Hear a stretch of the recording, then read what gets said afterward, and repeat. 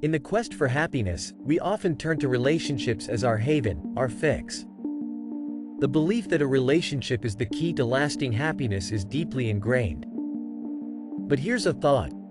What if this very seeking is a sign of unawakened consciousness? What if the pursuit of happiness in another is akin to searching for water in a mirage? When we speak of seeking happiness in relationships, it's not just about finding someone who laughs at our jokes or shares our obsession with 80s pop music.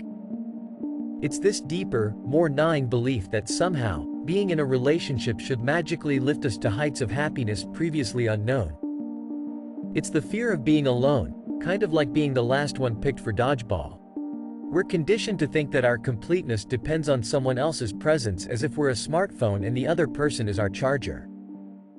In non-duality, seeking and not having are entwined. They are the two sides of the same coin.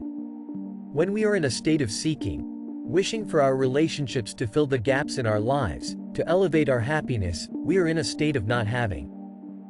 We are like travelers who pack their bags for a journey, not realizing they're already at the destination.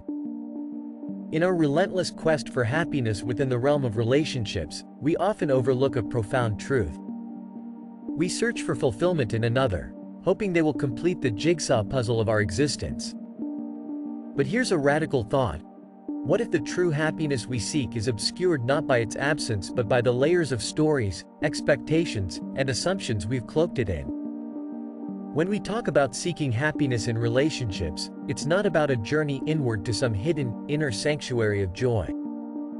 Rather, it's about looking without, beyond the narratives and conditions we've unconsciously accepted as the arbiters of our contentment. It's about stripping away the veneer of shoulds and musts that we impose on our partners and our relationships. Imagine this. Happiness and joy are floating around us all the time. Inherent, omnipresent, like Wi-Fi signals. But our unawakened consciousness is like a shoddy internet connection. We've got these thick walls of expectations how our partner should listen, like a therapist on demand. How they should speak, as if reading from a romantic script, or we have an idea about how they should demonstrate their love and care. We might feel righteous about them, but these layers form a barrier, a distortion that prevents us from seeing the joy that's already there. This pursuit of happiness in another person, or in the form of a relationship, is a subtle yet powerful indication that we are disconnected from seeing joy in its purest form. We become like archaeologists, sifting through the sands of our experiences, searching for relics of happiness as defined by societal norms and personal biases. But in this search, we fail to realize that the treasure we seek is not beneath the surface. It's right in front of us, merely obscured by our own created complexities. Here's where it gets really wild. The happiness we seek in relationships isn't some rare, exotic bird we have to travel to the ends of the earth to find. It's more like the air we breathe, available everywhere but unnoticed because we're too busy hunting for that special, exotic bird. Our relationships, in their purest form, are not happiness vending machines but spaces where we experience joy naturally, without the scripts and stage directions we often impose. The real issue lies in the narratives themselves, the tales we tell ourselves about what happiness in a relationship should look like. It's like wearing a pair of glasses with lenses tinted by our prejudices and fears. We see only what our lenses allow us to see.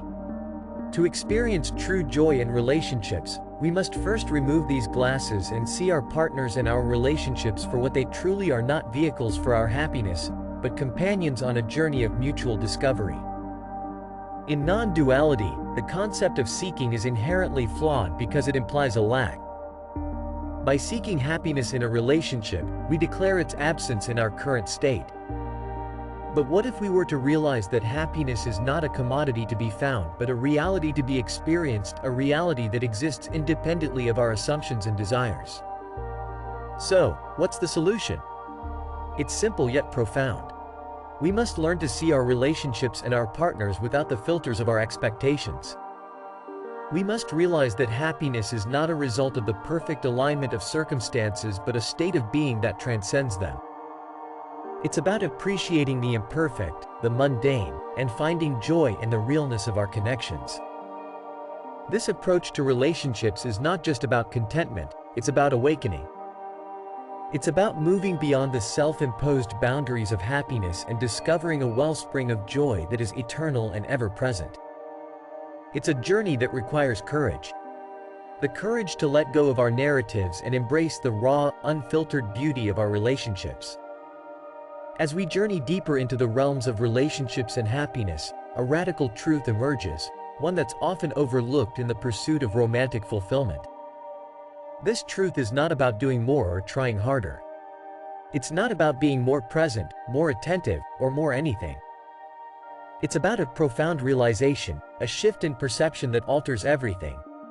Happiness in relationships isn't about snagging someone who's the human equivalent of a giant teddy bear of love.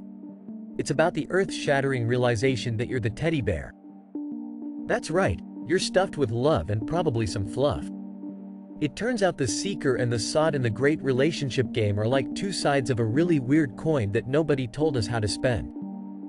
The happiness we relentlessly seek, even so subtly sometimes, is, in fact, a reflection of our capacity to be loving.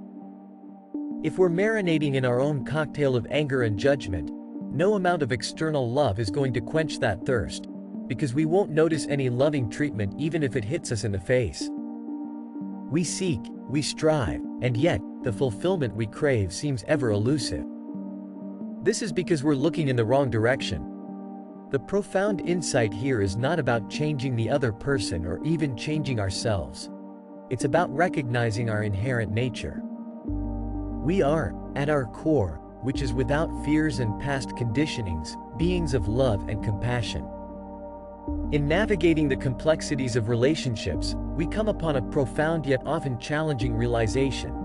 Every trigger, every moment of discomfort or conflict in our relationships is not an obstacle on our spiritual path. It is the spiritual path. This insight, radical in its simplicity, reshapes our entire approach to seeking happiness in relationships. Yes, those annoying moments when your partner forgets to replace the toilet roll are actually nuggets of spiritual gold. Each silent treatment is like a neon sign pointing us back home to our true selves. What are we not allowing to ourselves to say out loud? It's a misconception to believe that the realization of our inherent nature as love leads to an idyllic transformation where every relationship becomes a harmonious expression of this understanding. Oh no, the universe isn't that cheesy. Rather, the truth is more nuanced and, in many ways, more empowering.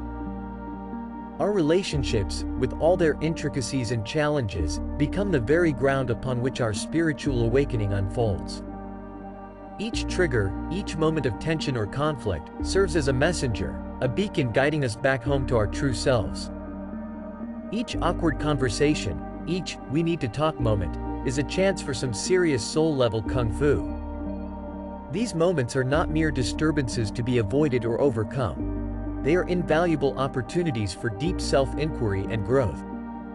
They point out where we are still clinging, still seeking, still lost in the maze of our conditional expectations and assumptions about love and connection. It's a chance to lace up your spiritual boxing gloves and go another round with our ego. Each struggle in our relationships is like a spiritual gym session. This perspective does not promise a path free of difficulties. Instead, it offers something far more potent: the understanding that the difficulties themselves are integral to our journey. We might begin to see that our reactions, our patterns of seeking validation or love from others, are reflections of where we have yet to fully realize our true nature. In embracing this truth, we find a sense of liberation. The realization that every trigger is a messenger is not a call to passive acceptance but an invitation to active engagement with our own awakening. So, this journey isn't about finding a mythical state of relational nirvana. It's about waking up to the fact that love isn't a prize to be won. It's the game we've been playing all along. And guess what? You're it.